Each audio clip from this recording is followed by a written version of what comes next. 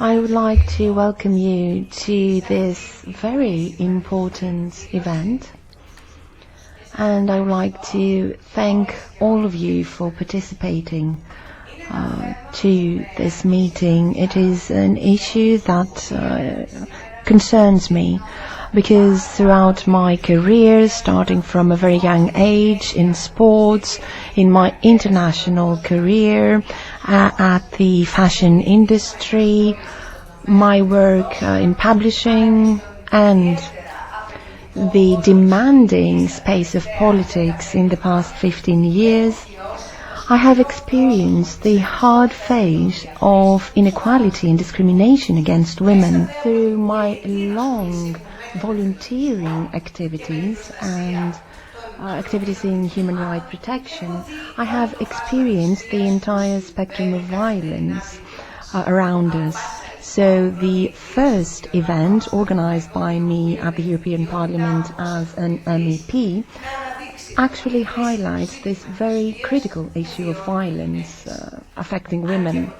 It is an old plague of society, and despite the progress made in all sectors of our life and our daily activities, gender-based violence is still a blatant violation of human rights and a widely spread phenomenon in modern societies, regardless of the level of life, economic condition, religion, culture.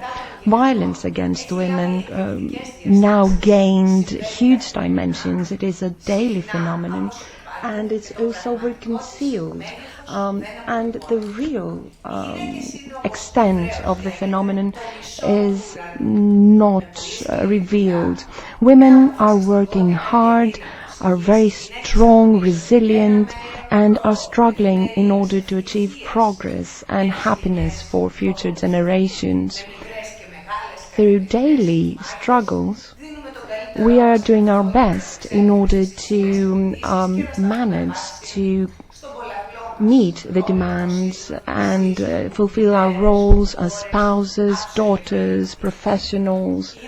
Women are the foundation of family, and when women are affected, the entire family is shaken and the society as a whole. Women have made great leaps, and we are very satisfied for our social achievements in the past decades. We should not forget that nothing was granted to us without effort.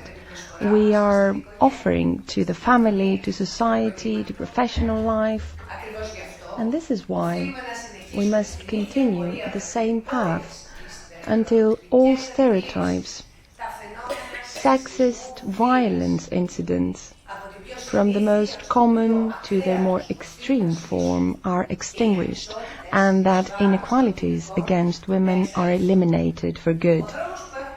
The path that we have to run is long, and this is a fight that we must all wage, both men and women.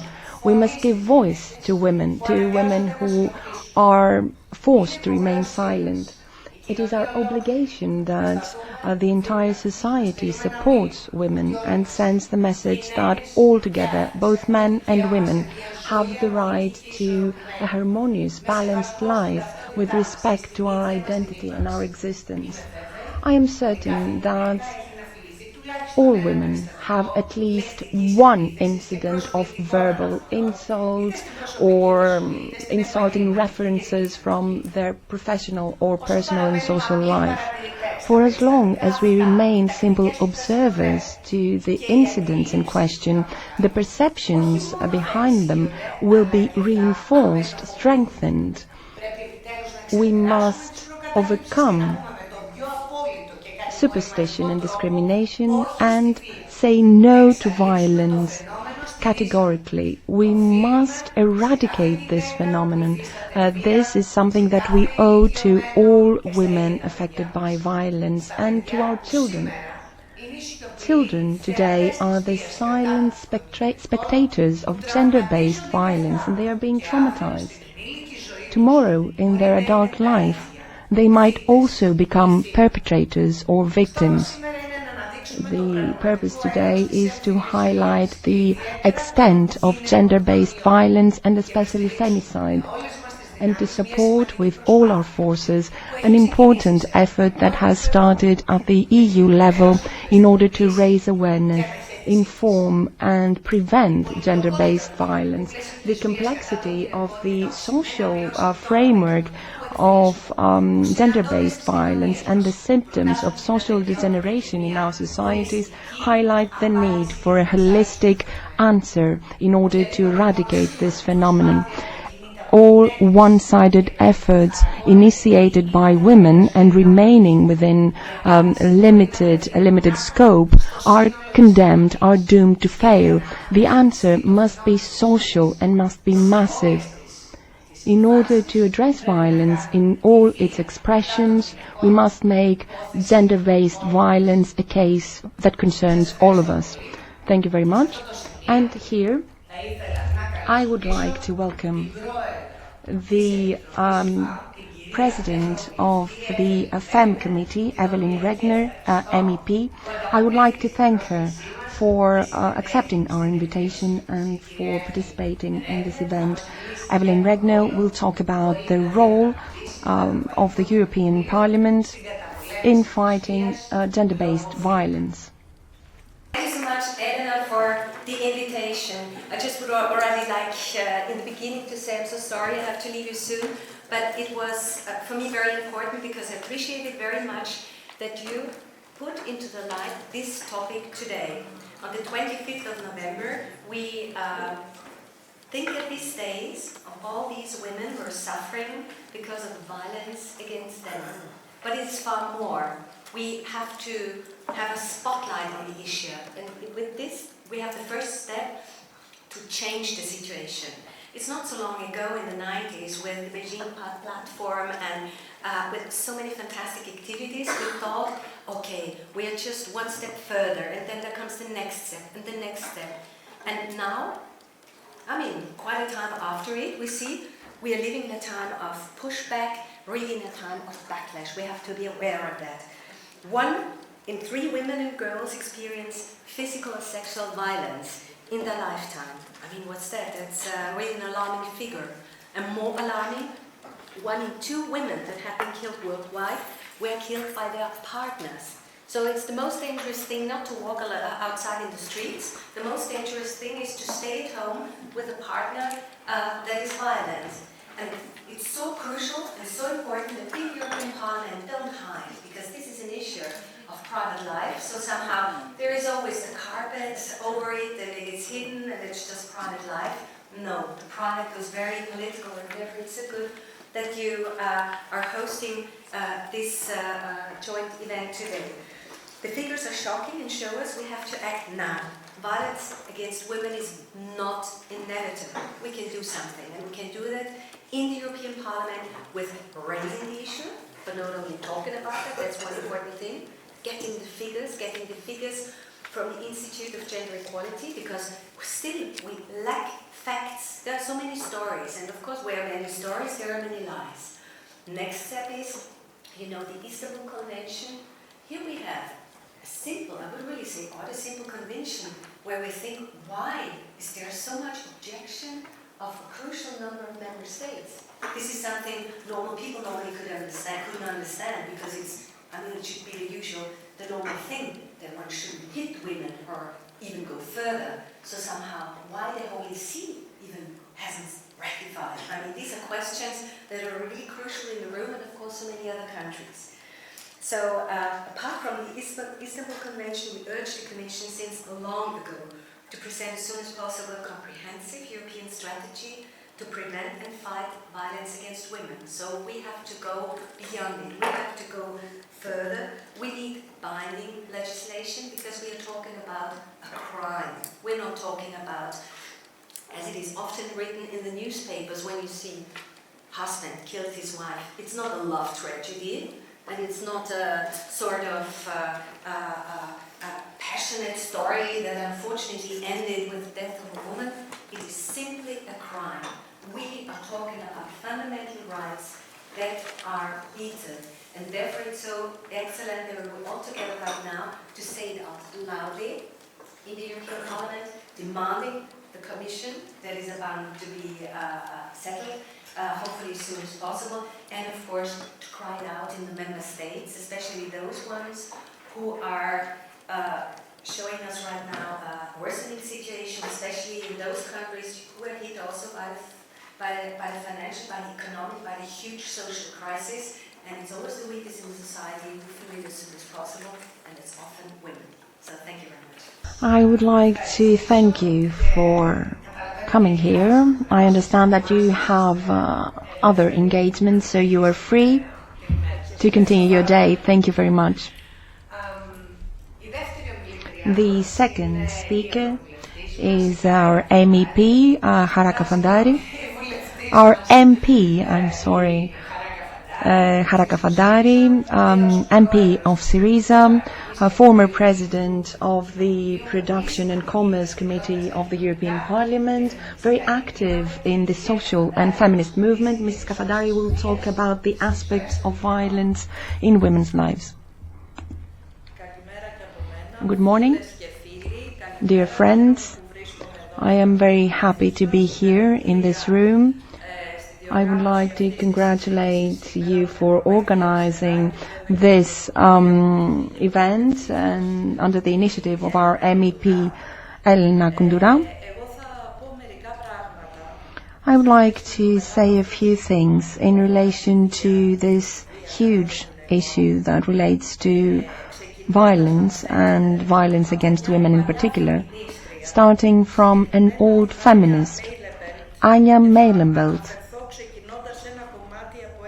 And I will start with an extract from her book, Shame is Over, 44 years after its publication. It's a very timely publication. I still have no solutions, but maybe the solution is the fact that I've learned to live with all this.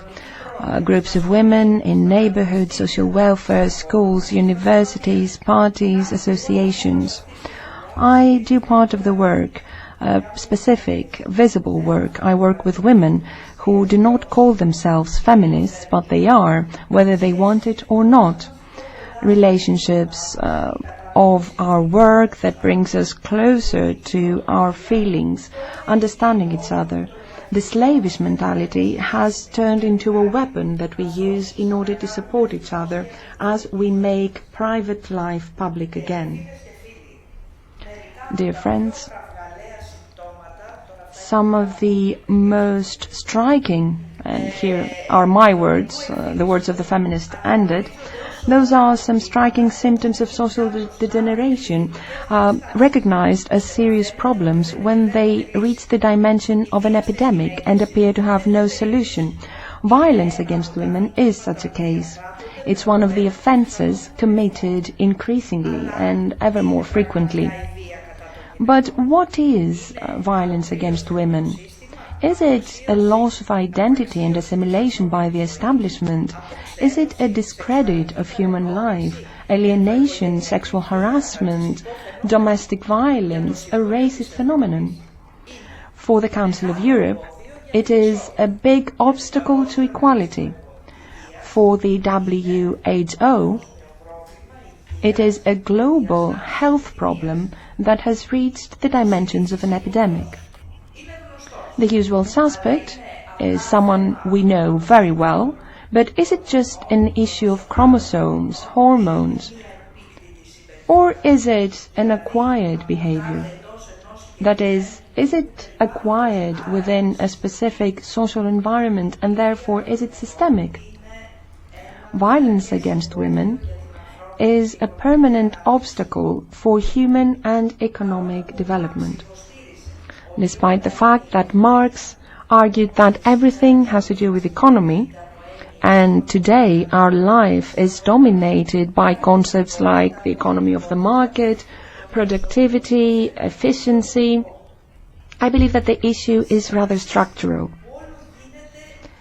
In a system that becomes more and more competitive, salaries, working hours, employment, layoffs, abolishment of labor rights, privatizations, personal relationships, family, and in an era where the social web becomes more and more limited, it is quite difficult to strike a balance, and therefore the violence affects the most vulnerable parts of the population, that is women. And it especially affects the family as a whole.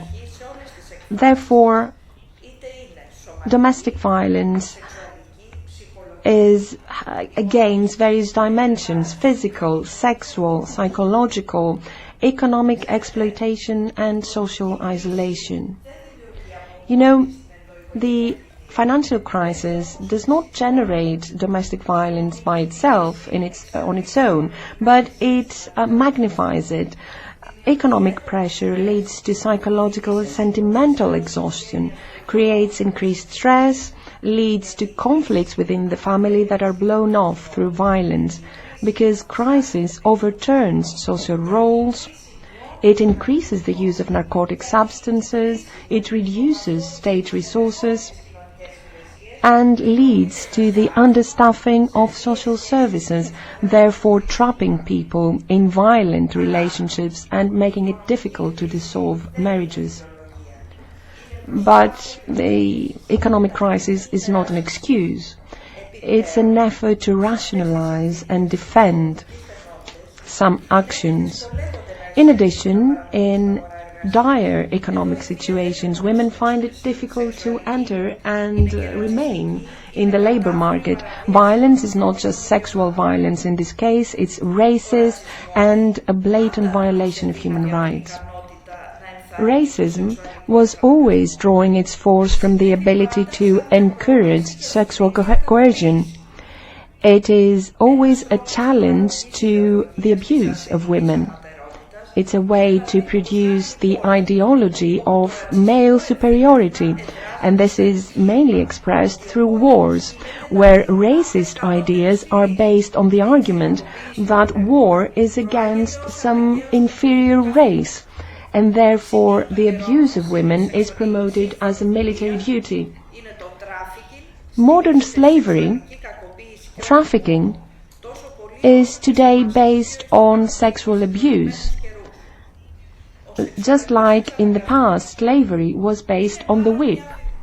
Sexual coercion is a basic dimension of social relationships between the victim and the perpetrator. It is a direct expression of the right to property, to ownership. Sexual coercion arises from economic power. That is a cruel sign of trafficking. The right of the slave owner to rape in slave systems of the past was based on his economic power. And the class structure of the current system actually gives rise to similar incentives. It is committed under the same undisputed system of power that legitimizes daily attacks against the hard work and dignity of working women. Unfortunately, this does not happen only in Greece during the years of the crisis or in the developing or underdeveloped countries, but in countries of the G8 or the G20. So we can reach the conclusion that the situation is awfully similar around the world. Another sign of our times is migration. In Greece, this is a situation we experience every day, and it contributes to trafficking and sexual exploitation. Approaching women at their country of origin and coercing them is achieved by taking advantage of their difficult economic condition and their vulnerability. So due to the complexity of the social framework of violence against women, any effort to condemn it as an isolated phenomenon is doomed to fail. An effective policy against violence must have an extended goal. The struggle against racism must be continuous. and the women's movement against violence must be a repeated issue. The huge outbreak of violence against women is just one side of the deep and continuing crisis of the system itself. Its threat will continue to exist for as long as the overall oppression of women's rights is and remains basis for the system.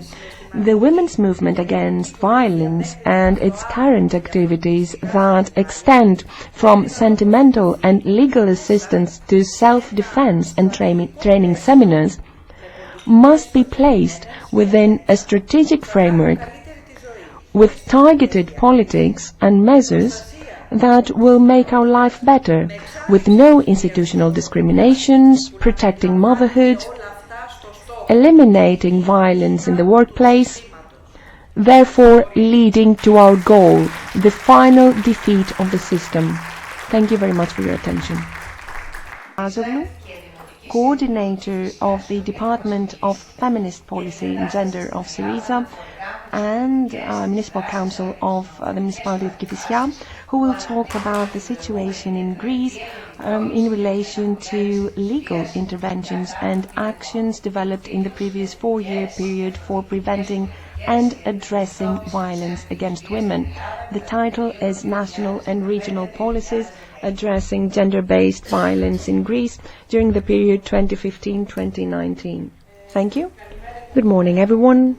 Ladies and gentlemen, I feel very lucky for being here today in the European Parliament, thanks to the very kind invitation of Ms. Elena Kountoura, in order to share with you our thoughts and our concerns for the ever-exacerbating phenomenon of violence against women, and to talk about the situation in Greece as regards policies, actions and legal interventions developed in the previous 4-year period in order to prevent and address violence against women. This phenomenon, in its various forms, whether it has to do with abuse, rape, sexual harassment, domestic violence, has managed to motivate many women around the world, and some men who are now openly denouncing violence against women. The movement Me Too is an expression of this mobilization. The revealing of sexual harassment was just the tip of the iceberg that allowed women to escape the spiral of fear and blackmailing and to report the incidents. In the period 2015-2019 in Greece, important steps were taken for preventing and combating violence against women, both at the legislative level and at the level of politics and policies. I would like to refer to some important points. First of all, the substance of legislative and political initiatives for preventing and combating violence against women promoted by the previous government, and I hope that this will not change by the current government following the national elections of July 2019. So the actions were based on the rationale of synergy and complementarity, thus creating a vast network of resistance to violence, raising awareness among society and encouraging gender-based violence survivors to report incidents. Of course, not everything was solved. Many things remain to take place, but the seed has already been planted. At the legislative level, the most important intervention was the ratification of the Istanbul Convention, guaranteeing the equal protection and the right of all women to substantial measures of prevention, protection, support and recovery. The convention was ratified along with the implementing law in March 2018 and entered in force in Greece in October of the same year. The ratification of the convention aims at harmonizing our domestic law with the provisions of the Istanbul Convention by introducing new offences. This harmonization was necessary in order to allow for the effective application of the Convention and was put to practice through Law 4531 of 2018. It is explicitly stated that the customs, traditions and religion of the perpetrator are not enough in order to reduce the sentence, they are not considered as attenuated circumstances. Inciting or urging someone to commit mutilation or self-mutilation is a crime. Trafficking includes, apart from the removal of organs, forced labor and begging, it now includes forced marriage. And the law on domestic violence also extends to partners under a registered partnership, permanent partners with no cohabitation requirement, and ex-partners under registered partnership. Compensation is also provided for the victims for psychological support if there is no public structure where the victim resides, and this also includes expenses for their relocation to a safe environment. The law on arms is amended and no licenses are granted to persons subject to criminal proceedings and those convicted for domestic violence offences.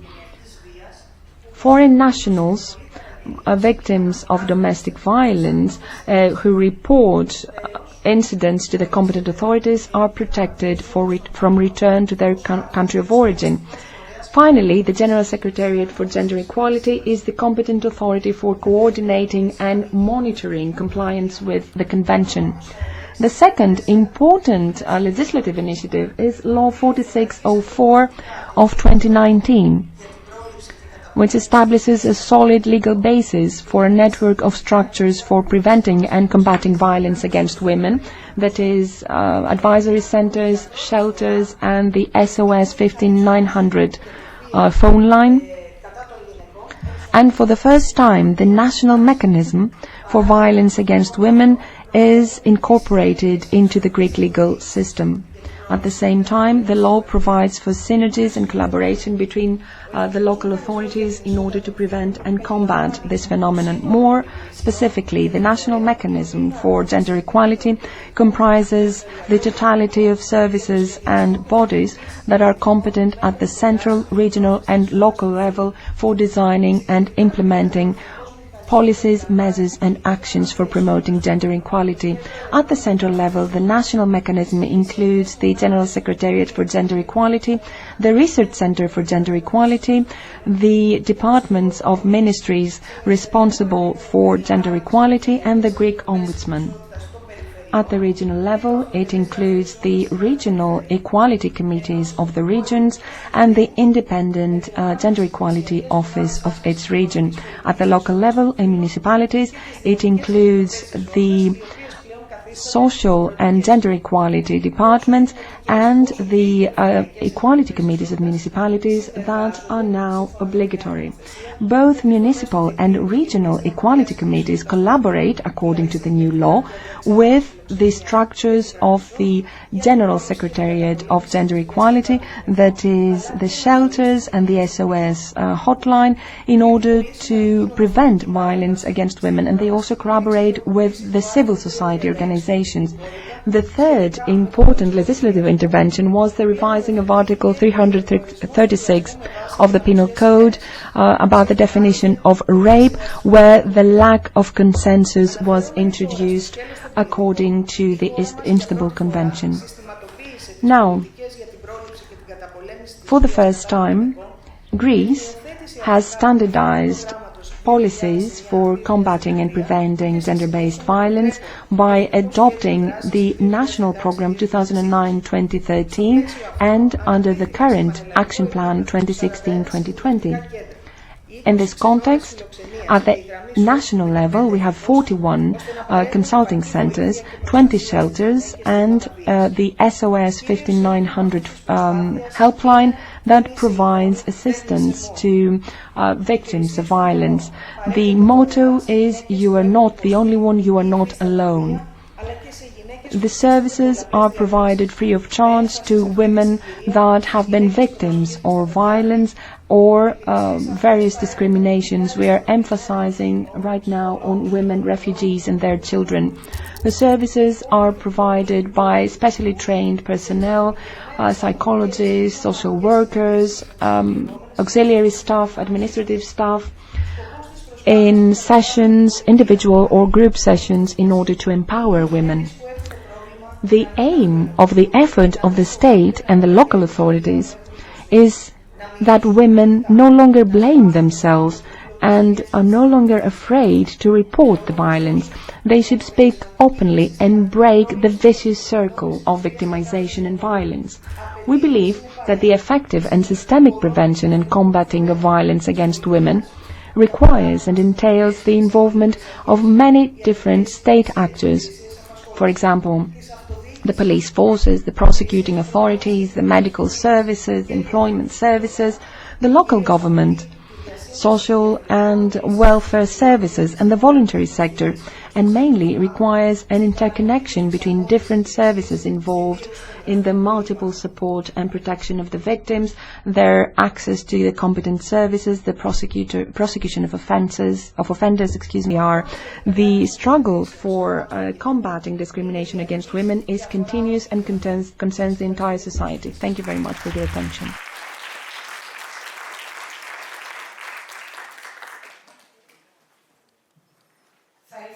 Now I would like to invite the head of the Open Movement of Democrat Officers, Mrs. Sofia Vallena, who will talk about the role of police in preventing gender-based violence crimes. Thank you very much for inviting me to this event. I believe that it is very important to involve the police in this dialogue, because I believe that it plays an important part in preventing gender violence. I would like to talk about how the Hellenic police works.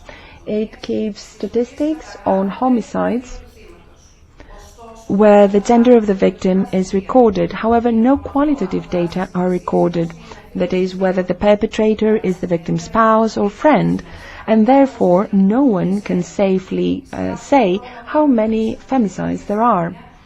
This problem is also faced by other police forces of the EU.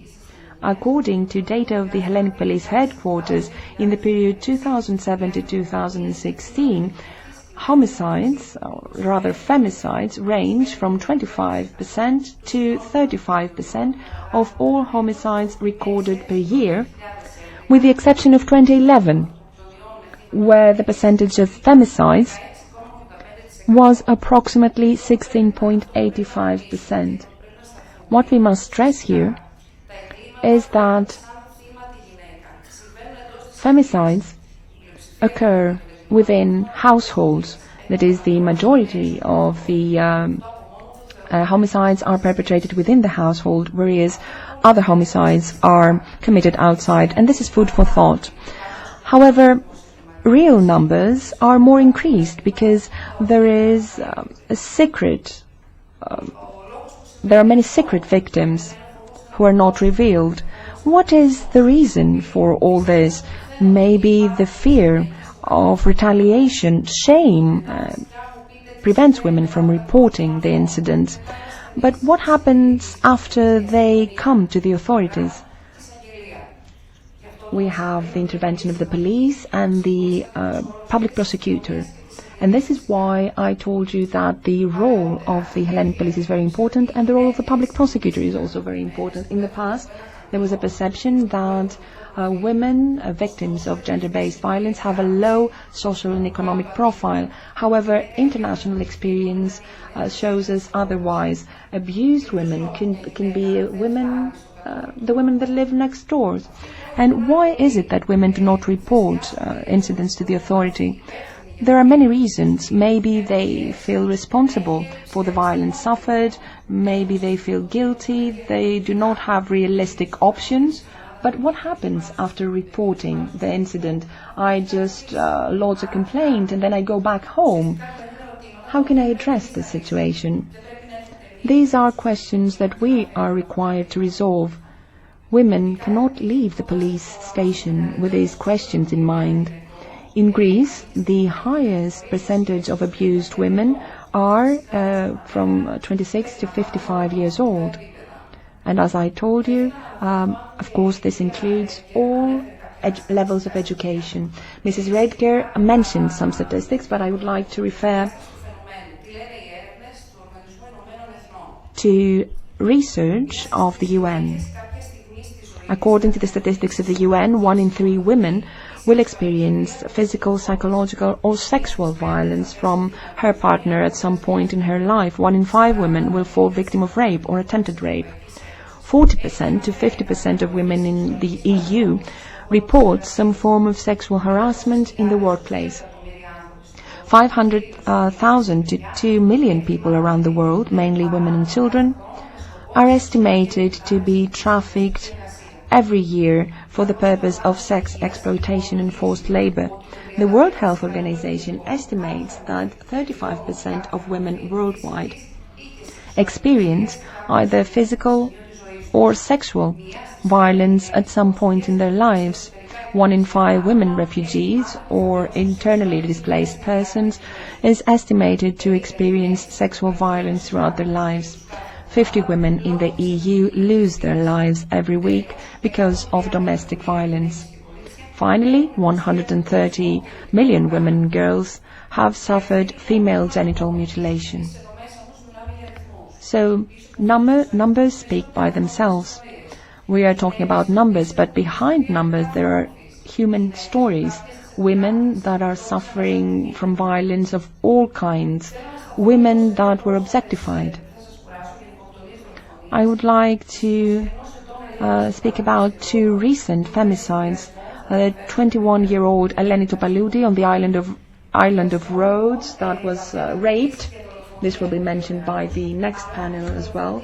She was abused and murdered by 2 young men, and the murder of Angeliki Petru, 28-year-old girl in Corfu, murdered by her own father, who was not approving her relationship. Here we see that in both cases, trying to control the self-determination and options of women, we have seen that the authorities did not manage to handle the situation. Both women had reported their problem to the prosecutor and the police authorities, and the result was no action. So what must be clear for everyone is that domestic violence is not a private issue. It does not relate exclusively to women suffering the violence. It is an offense that violates personal freedoms, and as Mr. Kountoura mentioned, of course, women experiencing violence are the most important victims, but also their children in the house. The penal characterization of femicide as a crime brought it to the fore and made it more visible. It is now regarded as a criminal behavior attributed to the perpetrator and punishable. And this actually delimits the role of the police in order to address this situation. In this way, the police force is the most critical authority in order to address gender-based violence.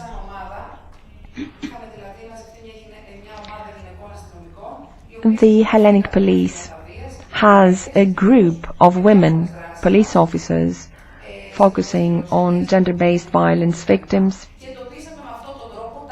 We are active in shelters for victims, and we tried to highlight the gaps in collaboration between the competent authorities and the shortcomings of the state mechanism. All associations to create a department within the Hellenic police. We wanted to create a service specifically dedicated to domestic violence victims. So we wanted a department that has trained officers, psychologists and women officers mainly. women police officers. So we are very happy to announce that on the World Day for Women's Rights, established by the UN, the Greek state, on the 23rd of April 2019, founded the Department for Addressing Combating Gender-Based Violence through Presidential Decree 37/2019. A significant positive development is that on the 4th of November 2019, the Ministry of Citizen Protection announced that they will focus on equality issues and in particular on the policy for addressing domestic violence and protecting victims. So, it was announced that a program will be implemented by the Hellenic Police in order to change the way in which those issues are being managed, both at the police stations and when it comes to the training of police officers and recording incidents, in order to have exact, accurate, reliable data provided to the state, which is responsible for creating such policies. This is the ministries, the General Secretariat for gender-based policies, etc. So, through the signature of the Convention of the Council of Europe for Preventing and Combating Violence Against Women, the well-known Istanbul Convention, there was a legal establishment of the effort to combat gender-based violence, and there was a solid basis for promoting equality among genders. We must take all this from theory to practice. All women, regardless of where they are located, they must be informed about the Istanbul Convention and the rights arising from this convention. Once more, what Margaret Atwood said is confirmed. Men are afraid that women will laugh at them. They will be rejected by women, but women are afraid that they will kill them. Thank you.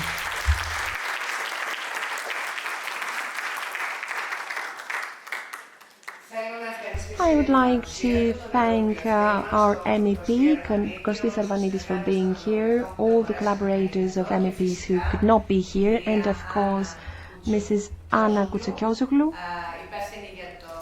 who is responsible for the economic policy, and Mr. Giorgos Panagiotidis, representing our permanent representation here. And I would like to thank all of you for taking the time to come here and attend this event. I would like to thank you all for being here. Now, I would like us to watch a video with the intervention prepared by the President of Crevio, Marcelina Odi. This is a monitoring mechanism for the implementation of the Istanbul Convention on combating violence against women. The title is Culture in Recession, Femicide and Female Infanticide. I would like to thank Elena Kountoura for inviting me here today in order to talk about an issue that has become my life's purpose after a student in my school, Eleni Stopaloudi, was murdered. I would like to dedicate this presentation to her memory, and I would like to honor the memory of 3 refugee women who were murdered in Evros, on the borders, 3 years ago, a 30-year-old mother and 2 daughters, 17 and 18 years old. Ladies and gentlemen, dear friends, my dear Elena, I am very proud of you, and of what you are doing today is very important. As we all know, femicide is an extreme form of gender-based violence. The main incentive of femicide is the gender of the victim and the victim's denial to comply with the rules of patriarchy.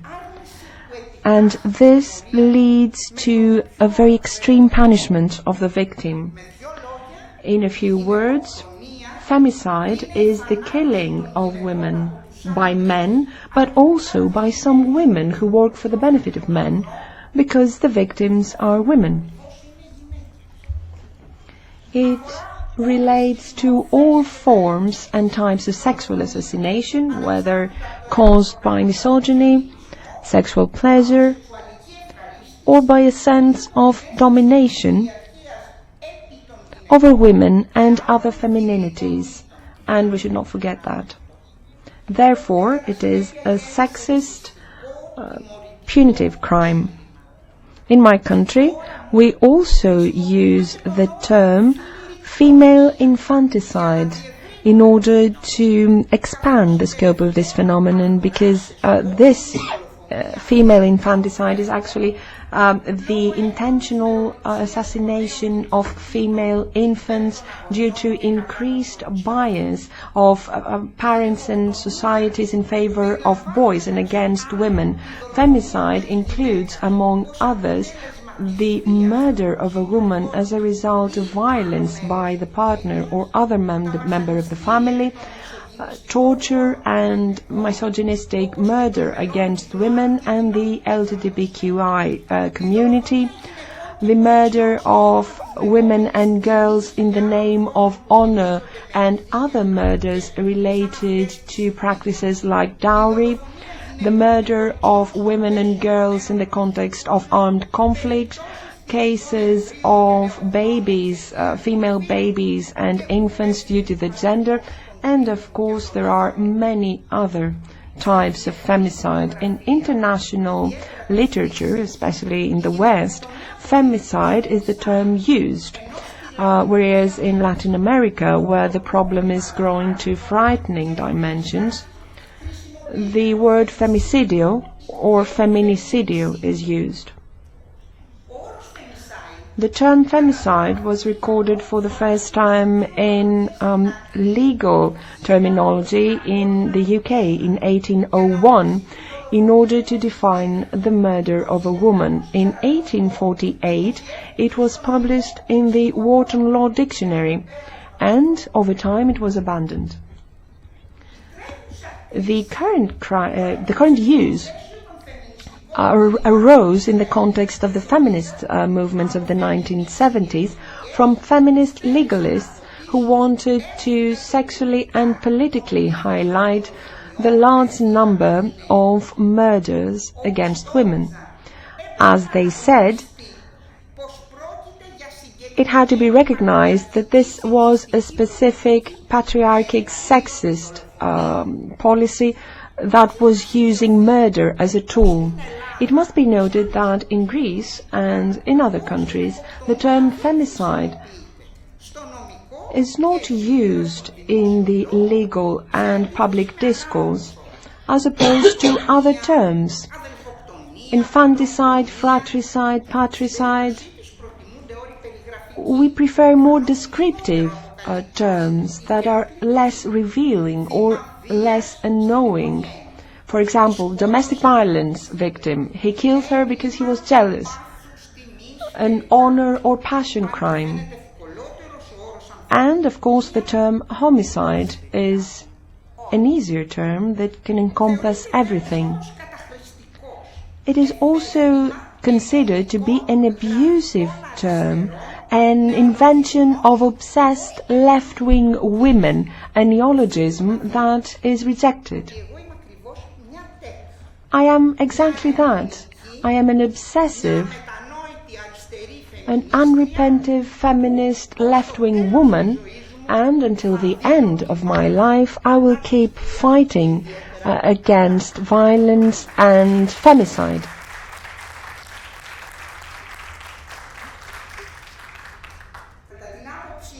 In our view, the term femicide transcends the meaning of crime and condenses the resistance to the multiple types of killing women.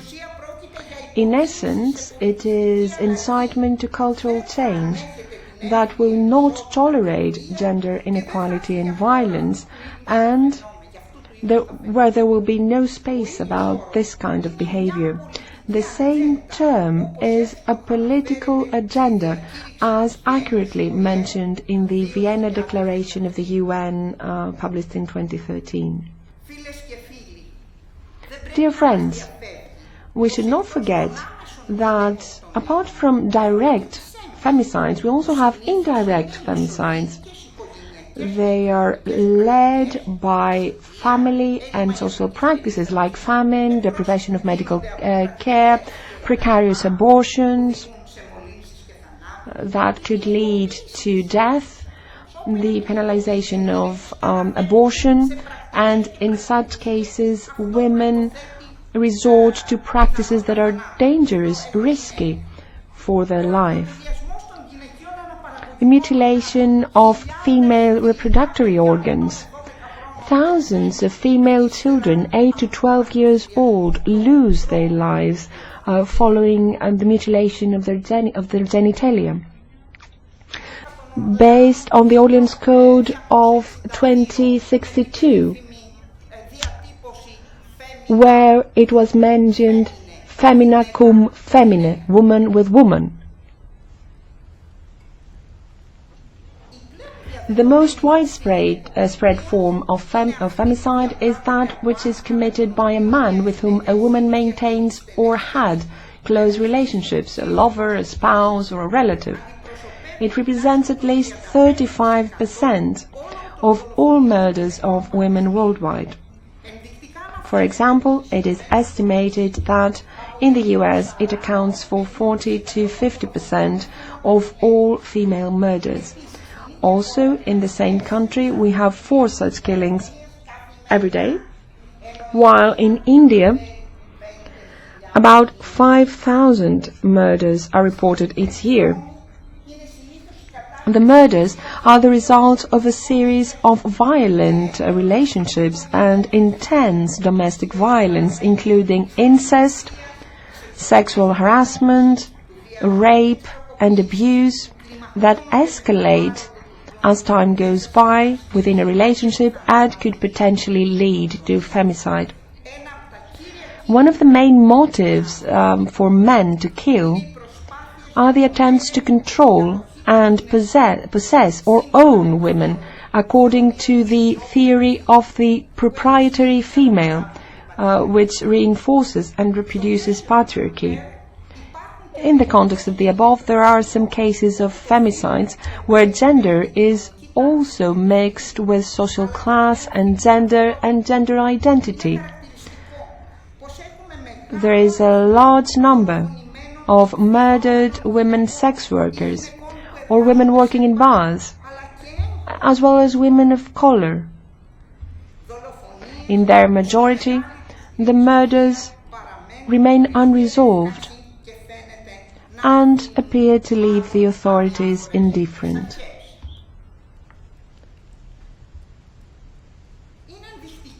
It is indicative to note the declaration of a representative, the spokesperson of the Cypriot police, who said that the reports on the disappearance of the victims of the serial killer, and if you do not know that, there was a series of murders by a Cypriot high-ranking military officer. They were just put to the file, the reports were put to the file and were never investigated. In this case, there was a close link between sexism and racism, also combined with the social class of the murdered women. They were domestic helpers from the Philippines. As we know very well, this combination of racism and sexism does not only have an impact on victims, but also has to do with the way that the local community, the police, the media, and the legal system reacts at any moment. At the same time, we have many murders of lesbians, homophobic, femicide, lesbian killing, lesbicide. They are preceded by the well-known corrective rape by the macho thug. And this is a very savage practice that most often leads to death. The cause is the sexual choices of the victims who were foreign and hostile to the patriarchal culture, but also the pursuit of submission and control of those women and other femininities who do not abide by the patriarchal rules. They return to the straight, heterosexual, deeply patriarchal road. At the same time, there is the issue of serial femicide that is very timely due to the case of the Cypriot officer. Serial femicide is defined as the sexual sadist murder of women, which also gave rise to the term sexual terrorism. It is committed by men in order to achieve sexual satisfaction and for misogynistic reasons. It is described by the media using gender-neutral terms that obscure reality. They claim that the victims of serial femicide are women and perpetrators are mainly men. The legal systems of most countries treat perpetrators in a lenient way, assisted by the media. It appears that, regardless of cultural and other traditions, there is a strong belief that women are actually responsible for their decisions and the actions of men.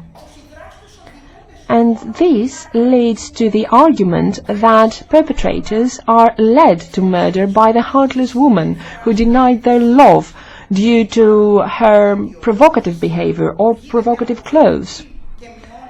And this argument is upheld by the court sometimes and reduces the sentence.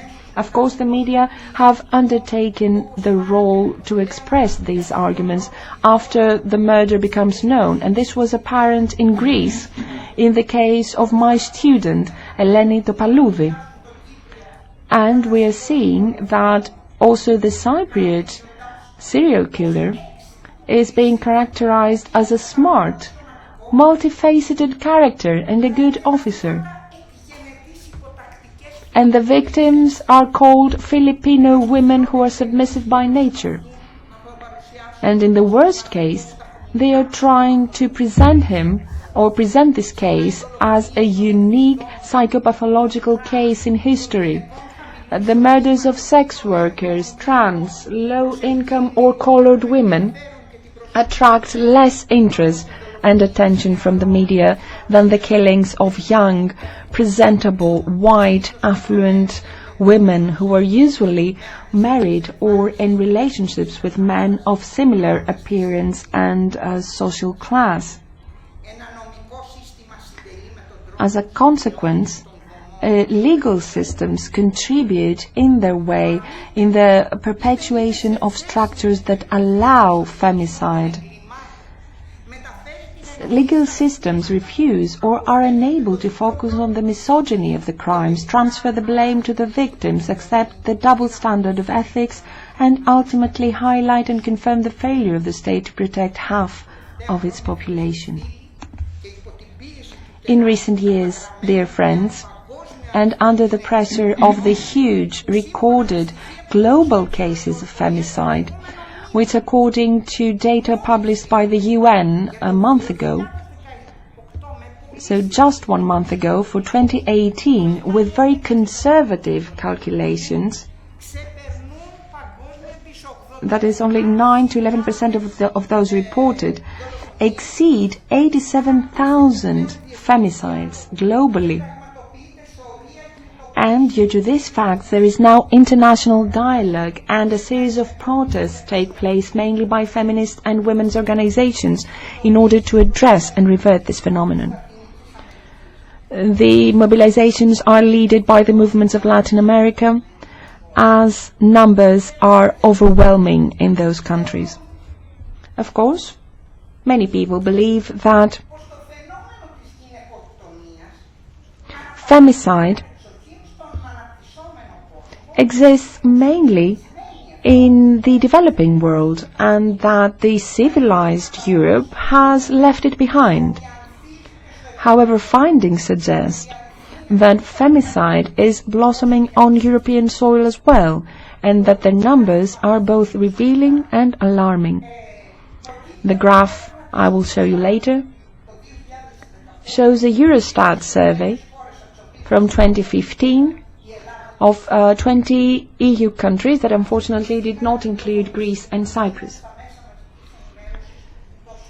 Today, in Athens, in the media, there is a Syriza spot ad about the 25th of November. It includes the 28 women who were murdered within only 1 year in 2018, and it mentions the faces and their names.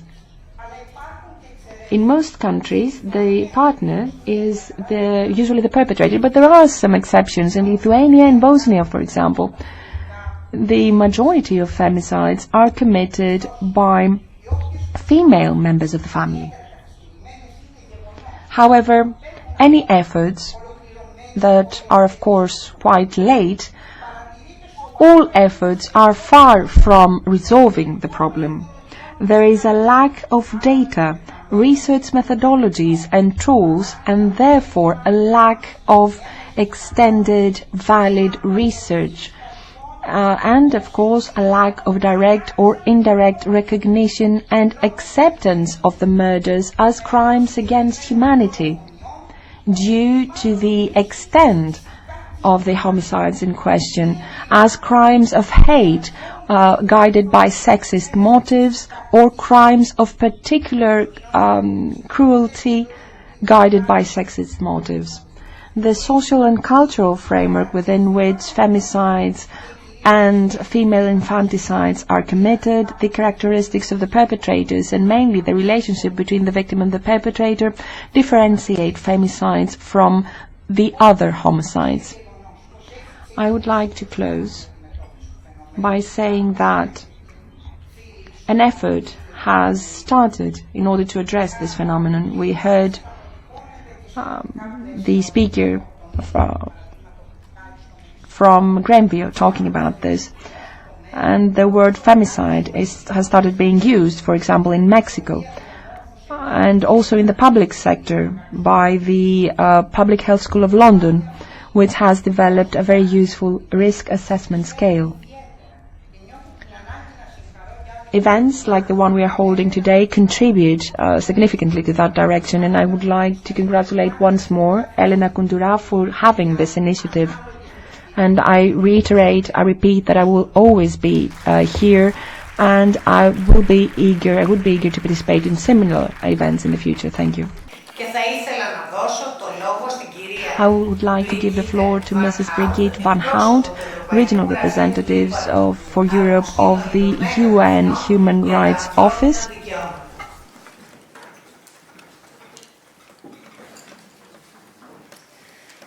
Dear Member of the European Parliament, Elena, Kountoura, ladies and gentlemen, I thank you for the invitation, and first of all, I would like to pay tribute to the previous panel members and speakers and the tremendous work that you are doing in support of women who are victims of violence.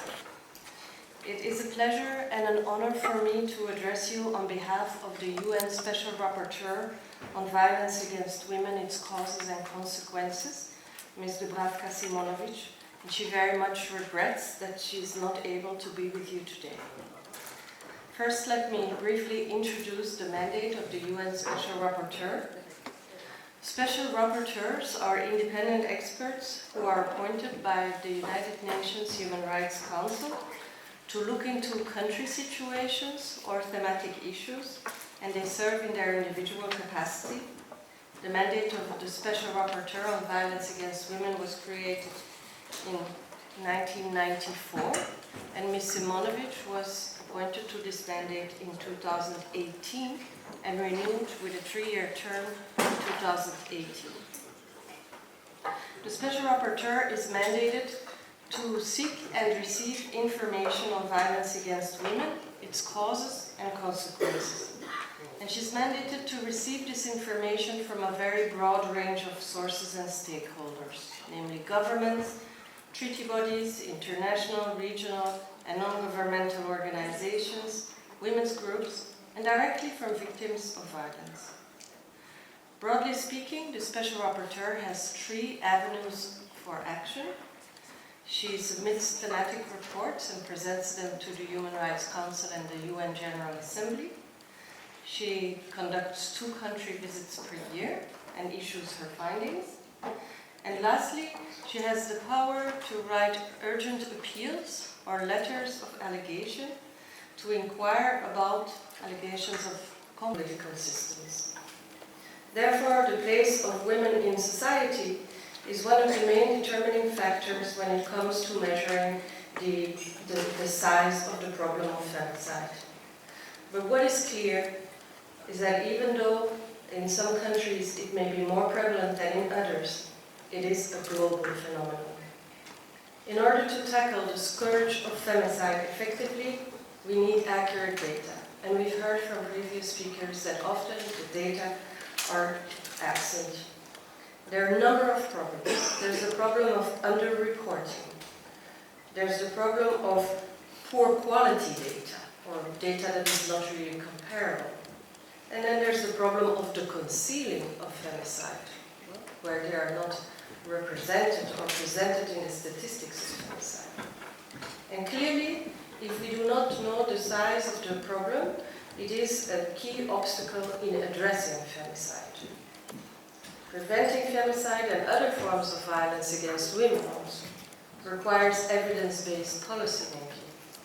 And that is why in 2016 the Special Rapporteur has called for the establishment at the international, regional and national levels of femicide watches. And a femicide watch is an observatory of gender-related killings of women. And she has suggested that these femicide watches should collect 3 types of comparable data. First, intimate partner femicide. Second, family-related femicide. And third, all other types of femicide that may exist depending on the national context. She has recommended that these femicide watches have a flexible model, but that they be set up in every single country in the world. She has recommended it could be either a new, independent, interdisciplinary model, or it could be integrated in existing observatories or part of other independent mechanisms such as national human rights institutions or ombudspersons. The Special Rapporteur has recommended that every year on 25 November the number of femicides is published, along with information regarding the prosecution and punishment of perpetrators. Regional organizations and the UN could then publish these data regionally and globally. Now, femicide watches should go beyond the collection and publication of data and also focus on systematic gaps and shortcomings in national, civil, and criminal justice frameworks and systems. The platform should include information on the conduct of the police and public prosecutors, the efficiency of protection orders, the availability of shelters, and other measures. The Special Rapporteur has also called for information on operational guides for the investigation of gender-related killings of women, information about promising practices to collect data about femicide, and landmark jurisprudence from international, regional, and national courts. She has launched a platform on cooperation between international and regional independent mechanisms on women's rights, with a view to keep the prevention of gender-based violence and discrimination at the heart of national and international efforts. And this platform that she has created with the regional organizations has been formally launched at the United Nations Commission on the Status of Women. Now, interestingly, since the Special Rapporteur launched the idea of the femicide watches, we've actually seen that the idea has garnered quite a bit of traction. And progress has been made in the setting up of national observatories and the collection of data on femicide. For example, in Argentina, the government has established a femicide observatory after the Ni Una Menos movement, which attracted international attention to femicide in Argentina. In Canada, some provinces have moved to establish observatories on violence against women and femicide review panels that document state and social responses to femicide. Similarly, in Australia, some jurisdictions have homicide death review panels, which are interdisciplinary. And the work done by some NGOs on quantifying gender-related killings of women, such as the Counting Dead Women project, are also examples of good practices. There is also the good practice of the female census, which exists in some Commonwealth countries, and which gathers information on women and girls as of 14 years old who have been killed and where the principal perpetrator, alleged, charged, or convicted is a man. And what's interesting in this non-profit model is that funding has been provided and pro bono support by private companies. And so comparable partnerships could be pursued to develop the global online database.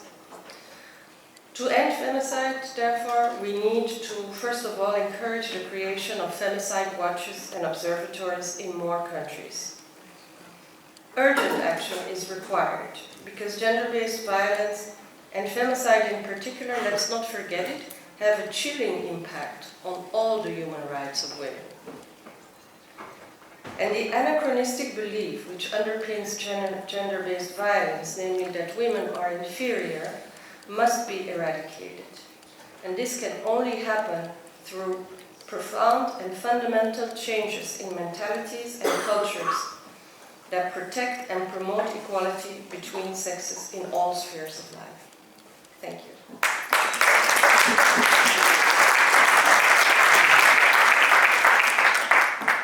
Κοντά μας είναι η Ευρωβουλευτής, κυρία We Alex have with us Phillips, Ms. Alex Phillips, ο MEP, Mr. Stelios Kouloglou, and MEP, Mr. Alexis Georgoulis. Thank you very much. Thank you all for being here. Now I would like to give the floor to Elena Rosales, representing the European Women's Lobby. She will talk about the European dimension of femicides. Thank you very much. Thank you very much, Elena, MEP Elena Kountoura, for this invitation on the occasion of the International Day on the Elimination of Violence Against Women. Thank you for the initiative. It's important to keep the topic in this chamber very alive and high in political agenda.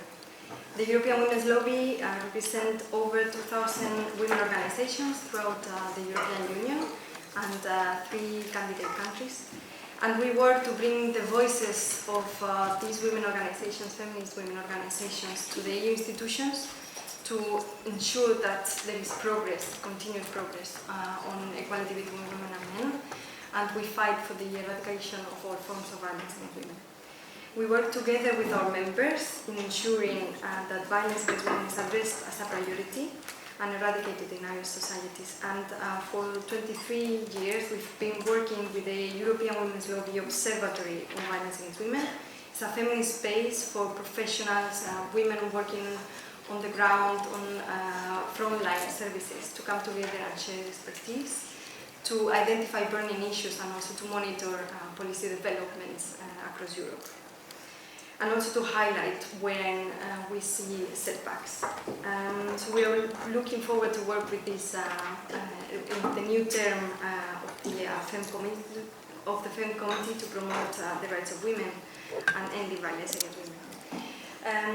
I will insist on several of the key messages that have been highlighted by the previous speakers, providing you the perspective of the women rights organizations and also trying to go to the European level. So what we can see from the women rights organizations' perspective is that despite the decades of where she's not exposed to male violence or the threat of it. So, as we've heard before, and it's important to insist, ending violence against women is an obligation of all our societies and all our states. There is due diligence obligation to act. Because there cannot be peace and security while women fear of their safety in their homes, in their workplace, and in the public spaces in Europe. Main violence against women knows no geographical boundaries, no age limit, no class, no race, and no cultural distinctions. All forms of violence, and we heard that from Marceline and the previous speakers as well, all forms of violence against women are linked to a continuum of violence that was conceptualized already in 1988 by Professor Liz Kelly.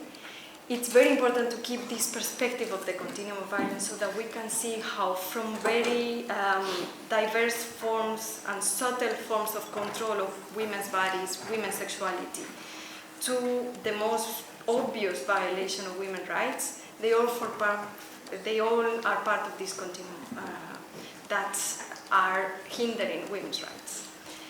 Again, as we've heard, femicide is the most brutal form of violence against women that attempts against our most basic human rights, that is the right to life.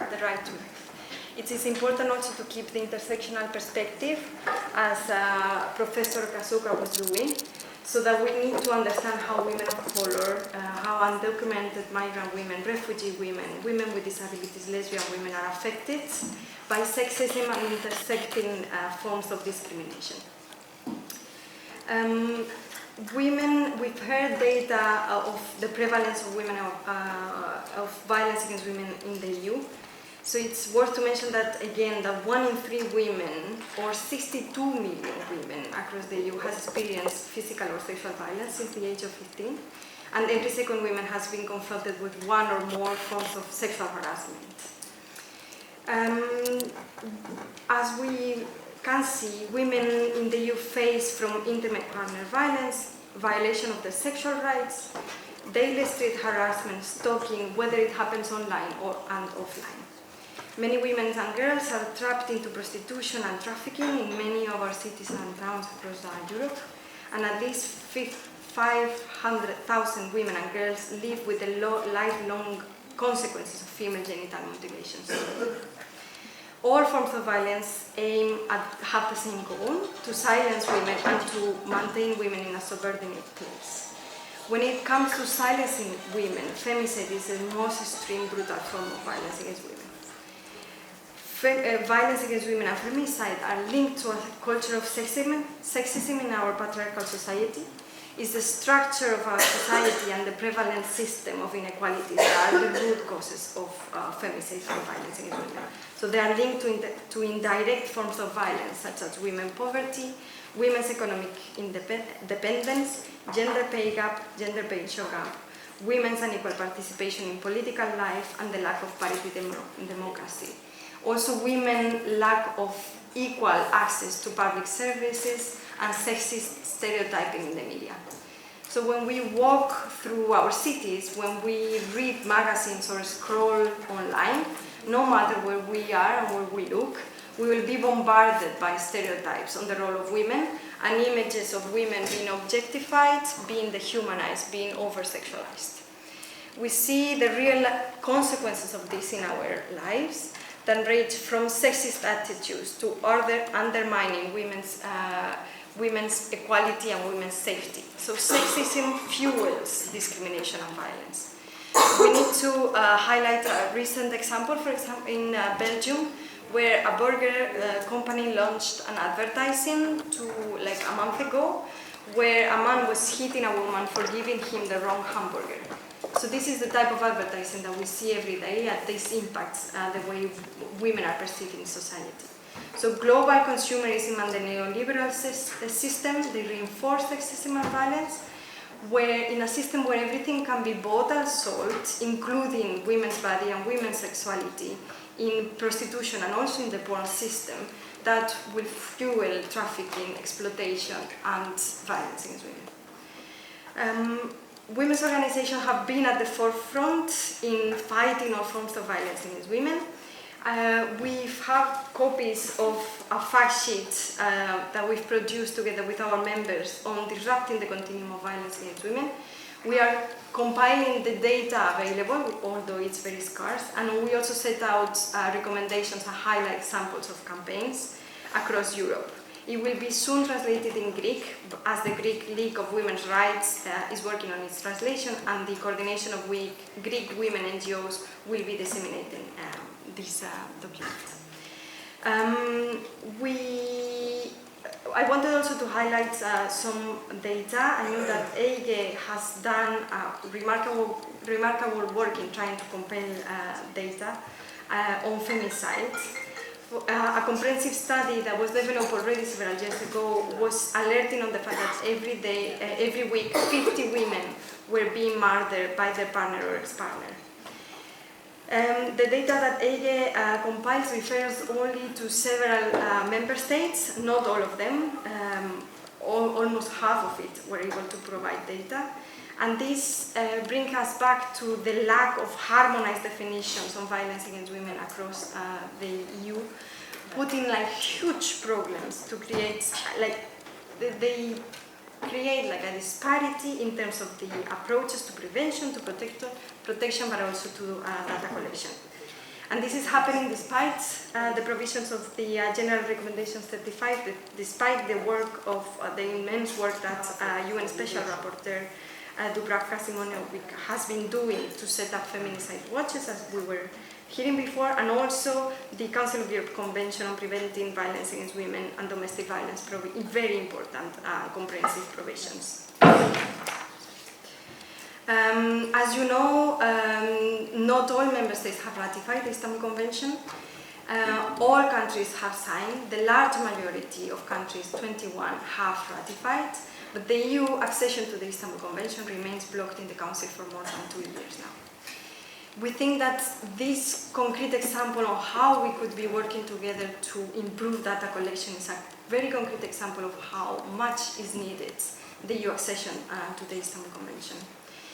We see also like a focus on intimate partner violence in Europe when we address femicide, but as we heard before from the previous speaker, it's very important to look at femicide in the framework of the continuum of violence and see how femicide is a consequence of all the systems of oppression. So what about, for example, women committing suicide about after being subject of extreme forms of abuses? So I have several examples to raise, but I think that conscious about the time, I will not address these specific examples. But I wanted to highlight data that shows, for example, that women in prostitution are 12 times more likely to commit suicide than the general public. Women in prostitution are also more vulnerable to violence and risk of femicides in those countries where pimping is not criminalized when compared to the countries that have established the equality model that criminalizes pumping and decriminalizes the women in prostitution. Women organizations have been recording data on femicide. As per the records, for example, in France, we see that 135 women have been murdered in a year. 19 in Spain, where more than 1,000 women have been killed since 2010. 1,000 women has been also killed in the UK since 2012. So this gives a sense of the epidemic of the phenomenon. As mentioned yesterday at the FEM hearing on violence against women, a lot remains to be done, especially when it comes to putting in place comprehensive provisions of the Istanbul Convention on prevention, protection, access to justice and reparation. Because what we've seen and what this chamber and the European Parliament has been saying in the most important resolutions of violence against women is that still, depending on where a woman lives, she might not get access to justice, she might not even get listened to. There is an urgent need to develop EU-level action to prevent all forms of violence against women, including femicide, protect its victims, including their children. In order to address sexism, which we mentioned is at the root causes of femicide and violence against women, the Istanbul Convention is key. I want also to mention the Council of Europe recommendation on preventing and combating sexism.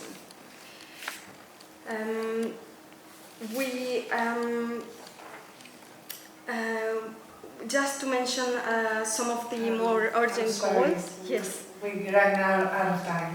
Just to mention that we will be marking the International Day for the Elimination of Violence Against Women. Women and girls will take the streets of many cities in Europe and they want action. So we really need EU action. We heard before how Evelyn Regner thinks that the European Parliament should be acting. We need a comprehensive strategy on violence against women. We need violence against women to be recognized as a Eurocrime, and we need binding mechanisms to harmonize the approach to violence against women across Europe, but also to have common standards for data collection. Thank you very much.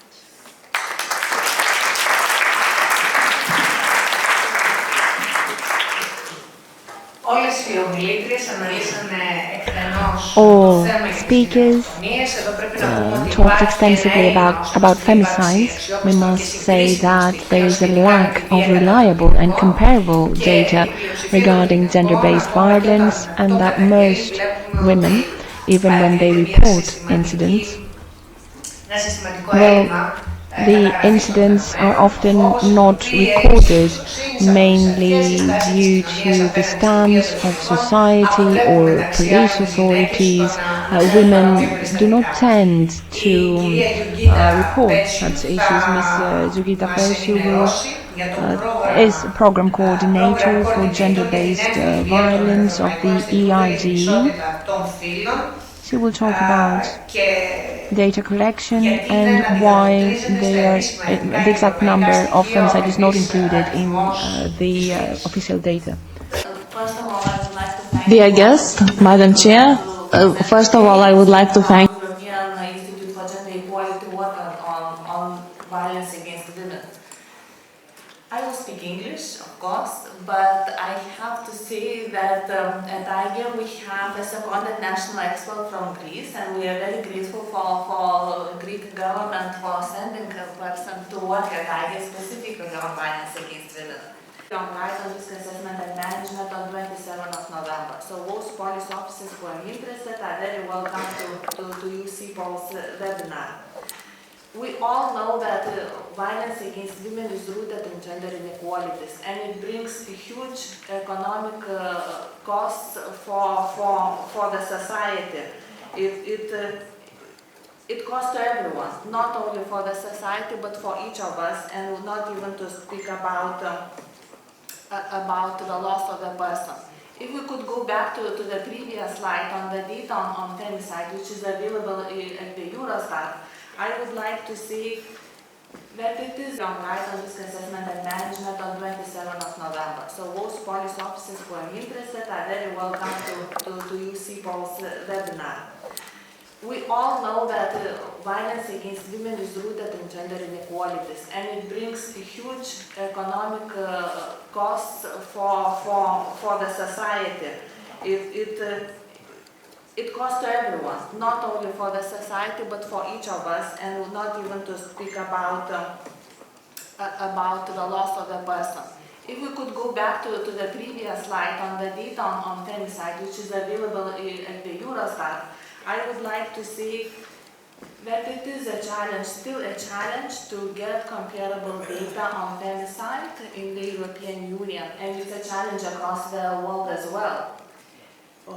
Why is that? Because there are many challenges in data collection, and we need the data in order to understand the trends and patterns, and to make comparisons between member states and across the regions, in order to identify the best preventions and interventions, and also to monitor policy implementation. Without data, we won't be able to see if policy which exists in each member state is working properly, is meeting the needs which are there.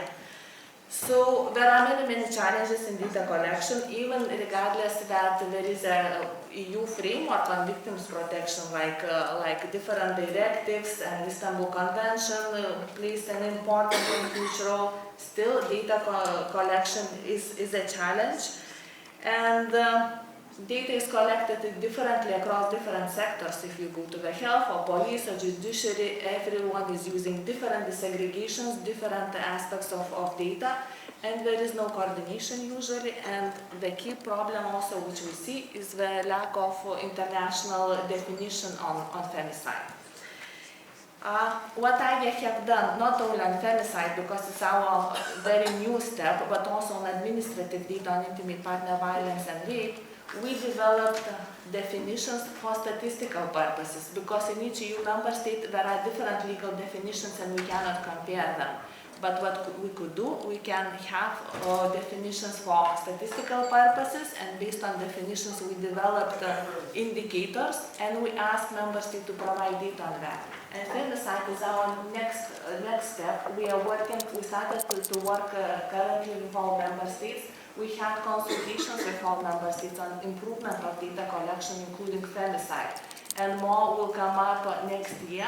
But the main challenge which we are working on is again definition for statistical purposes on intimate partner femicide. Yes, we developed such, but still much needs to be done, because the key challenge if we talk about femicide is how to understand the best and identify the best the gender relation in the femicide. What's the gender-related factor which defines the homicide as the femicide?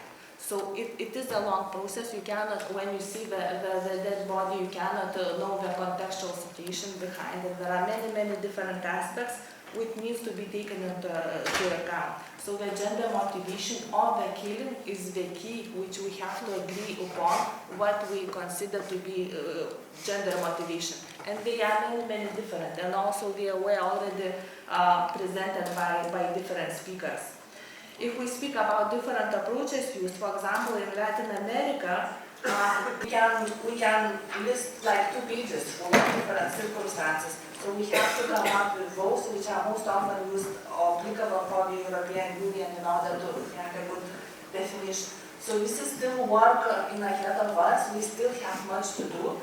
As I said briefly, but time is running, so I will not go into the detail. We can find it on our website. We developed definition for statistical purposes. I want to emphasize this, for statistical purposes on gender-related killing of intimate partner violence. The work has not done because we still believe that we could improve the definition and do better, and this is what we are aiming to achieve now.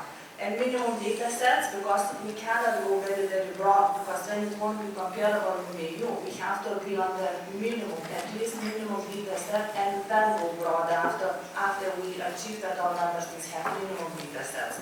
So it's very difficult and complicated, again, and much work is ahead of us, and we believe that also what is needed,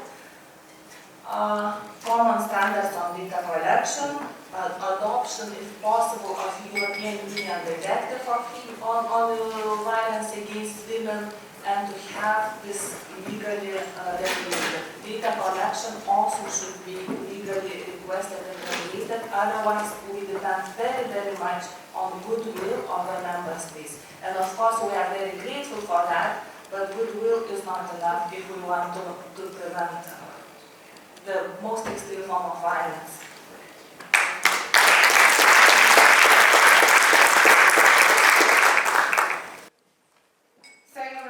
I would like to thank all of you for participating here, for sharing your experience and your knowledge with us, and for your valuable contribution to this effort that concerns all of us and that must unite all of us. The message we are sending is strong. We must eradicate violence in all its forms.